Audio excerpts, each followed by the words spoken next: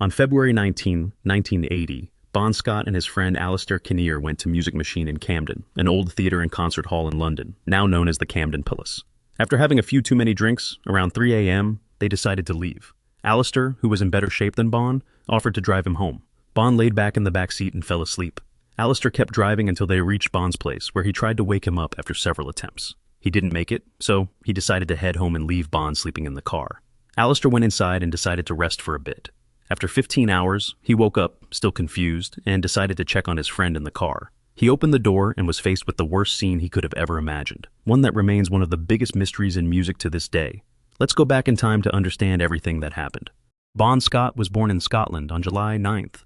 In 1946, he was the son of Charles and Isabel Scott. They lived there for a while, and in 1952, they decided to immigrate to Australia. After World War II, Australia launched a massive immigration program to reduce the threat of attacks on its territory while its economy was booming. Between 1948 and 1975, it took in around 2 million European immigrants. One of those families was the Scotts. At first, they lived in the suburbs of Murm before settling permanently in Onfant. That's where he first got into music, learning to play the drum and the bagpipe. At school, he stood out from the other kids because of how well he played the drums. His parents already noticed how much he showed his passion for music by playing the drum rhythmically at home using forks and spoons. He also liked going to church, even though the only reason he went was to sing. My mom used to say, if you can't sing proper songs, shut up. Don't sing that rock and roll garbage. Now, of course, she loves it. Bon did have some behavior problems. Mainly, he had issues with authority, and that's why he got kicked out of school at 15. Once he was out of that school situation, which honestly wasn't missed much, he started working at a market. Clashes with the police became frequent, so much so that he ended up imprisoned in a detention center. Later, he gave the police a fake identity, escaped legal custody, and stole 12 gallons of gasoline. As a result, he ended up in a juvenile institution.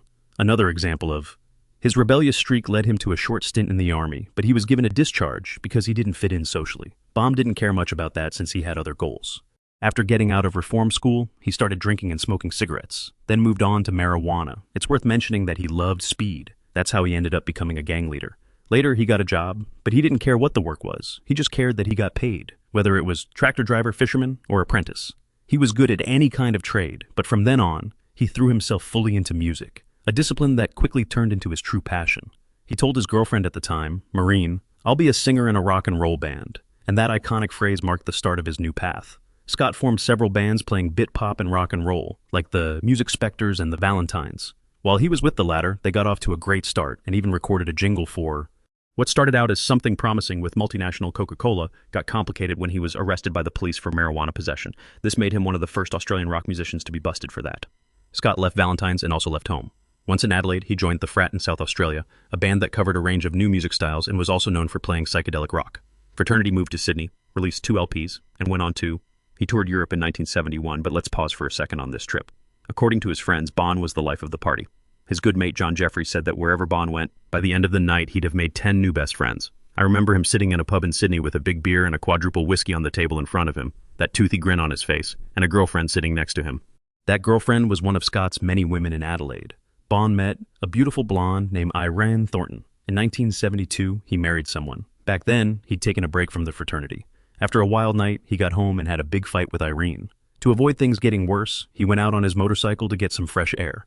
That night, tragedy struck. While riding, he suddenly collided with a car and had a bad accident that left him seriously injured. He was close to dying. Several of his teeth were wired together, and he couldn't breathe on his own, so they hooked him up to a ventilator. One of his arms was broken, plus a leg and his nose. If that wasn't enough, he had a concussion and was in a coma for several days. But it just wasn't his time yet.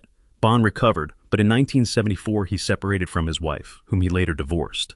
However, they stayed really close friends for a long time after. Fraternity never called Scott back, and that decision ended up opening the door to the most successful opportunity of his life. That same year, Idas played a concert in. Adelaida met him there, and right away, like some crazy twist of fate, they offered him the job as the driver for the band Malcol, who said he drove like a maniac, full speed. The band was blown away by Scott's voice and personality. That's how he became the voice of AC/DC in 1974, after the Young Brothers decided to kick out Dave Evans.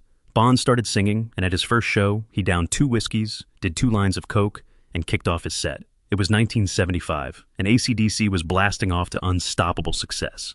With Bon Scott as the frontman, the band became the most famous heavy metal group. They hit it big with the album Highway to Hell, which featured Scott as the lyricist who gave the album its name, life, and success.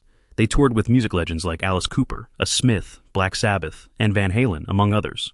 Just as the band was hitting their stride, Bon Scott was getting more and more involved with hard drugs. It seemed like the bigger their success, the stronger his need to use substances, and that's how it all led to his first heroin overdose. After a tour between 79 and 80, the singer was on the verge of breaking down both physically and mentally. Hoos Yang started to worry about his friend and bandmate's condition, whom he actually admired. Meanwhile, Malcolm Yang chose to look the other way. This, however, started causing problems between them and made life harder for the band. Everyone around could see Bon was losing it, always drunk or passed out, drunk in broad daylight, surrounded by girls, unable to. Staying standing up was already a real problem for him and for everyone. Even Bon himself had said he wouldn't make it to 40. Sadly, he was right. But what happened that last night after going with his friend Alistair Kinner to the mining machine in Seedon, exactly 1 month before that night? The brothers Jan, Malcolm, and Angus, who were the founders, songwriters, and guitarists of AC/DC, called Bon to a recording studio where they shared what to do next after the success of Highway to Hell, and also, they suggested writing some lyrics, and from this point, I'll give you the official version, and we'll see why it became such a big mystery. After resting for 15 hours, Alistair headed to the car where Bon was. He left him there because Bon wouldn't wake up, so he hadn't been able to get him out or load him up. When Kinner opened the car, he tried to wake up the AC/DC singer and realized how unconscious he was. Scared, he did nothing but rush to the hospital. Alistair's worst fear was Scott was dead, 33 years old. The autopsy said he died from a mix of alcohol poisoning and choking on his own vomit. So the big question was, where did the mystery around Bon's death come from? At first, no one believed it was an accident. There was even a theory that he might have been murdered, since the Yang brothers supposedly wanted to get rid of him because of the trouble Scott was causing them. Maybe some uncomfortable feelings arose because of the singer's big role, and the mystery got even thicker when journalist Jessie Fink wrote B's biography in the book, The Highway to Hell. She shared a different version of what happened that fateful night. Bon was known more for his alcohol addiction than for heavy drug use. In her book, Pink hints that Alistair Kinner gave the AC/DC singer a strong dose of heroin and then tried to cover it up, claiming it was nothing. He backed up his story by adding that the next day, some guy named Silver Smith told him Scott was getting medical treatment for liver problems, like trying to justify that mixing meds and alcohol could have been deadly. The point the author highlighted in his book, and what added a layer of mystery and darkness, was that Alistair Kinner himself was actually a drug dealer. The author explained that what really happened that night was that at a party, Kinner gave heroin to Bon, and then they tried to cover up what happened at all costs. And what made the story even more tangled and believable was that 2 days after B. Alistair died, he vanished from London without a trace. What the author managed to dig up during the book's research was that the supposed drug dealer hung out in Malaga for a while, but then went off the radar in 2006. Even though they never found his body, there's a Spanish death certificate from 2015. Some even speculated something creepier, that Alistair Kinner might never have existed at all. This theory suggests that it was a fake identity, like many others he might have used to protect himself because of his illegal activities. To add more mystery to Fink's heroin overdose theory, he found out that they didn't travel alone. They were with Ina Kakuri, the manager of The Only Ones, and the wife of singer Peter Perrett. So, the story that they couldn't get him out of the car and made up the rest to avoid trouble sounds more believable, regardless of his legacy. Bonnie had only $3,160 in his bank account, which was pretty laughable for the singer of a band that was just hitting the peak of their career. The band wasn't sure if they wanted to keep going, but they eventually brought in Brian Johnson as the new lead singer to record Back in Black, an album with a completely black cover as a tribute to Bonnie. The album sold nearly 50 million copies, becoming the second best-selling album in music history. Pink also said that there are songs on that album that weren't credited to Bon, so his family never got any royalties for them. Because of this, both the band and the family had some back and forth over the issue, but it was never clear if those royalties ever actually existed. Scott was laid to rest in Fremantle, where he grew up, and his grave became a cultural icon in Australia. The movie Thunderstruck was filmed in this city. It's about some AC/DC fans who make a pilgrimage to Fremantle to see his grave, the tomb, and all the spots Bomb Solo or his band used to hang out, like their go-to bar leader Creatures or the jail where he was locked up as a teen. Bomb is seen as the original lead singer of the band, even though he was actually the second vocalist. Neither the first nor his replacement ever pulled off what he did. The artist was inducted into the Rock and Roll Hall of Fame along with the other members of AC/DC in 2003. According to Hit Parade, Scott ranks 5th on the list of the top 100 heavy metal vocalists. Rolling Stone magazine lists Highway to Hell as one of the 500 must-have albums. After Bon's death, AC/DC decided not to play It's a Long Way to the Top anymore. They felt the song really captured the crazy life of their lead singer. They steal from me, they're doing drugs, they hit me, broken and bruised, I tell you friends, it's harder than it seems, part of the lyrics say. The band members say that over time, the song became an icon and really sums up who they are as a band. The way death came into the life of the AC/DC heavy metal singer remains a mystery. However, Looking at his life, his rebelliousness shows above all his defiant spirit, immersed in a social context marked by a spiritual revolution like hippie culture, sexual revolution movements, and heavy drug use in social circles that were previously uncommon. This led to the explosion of rock stars, most of whom fell victim to a life of excess. His memory still lives on.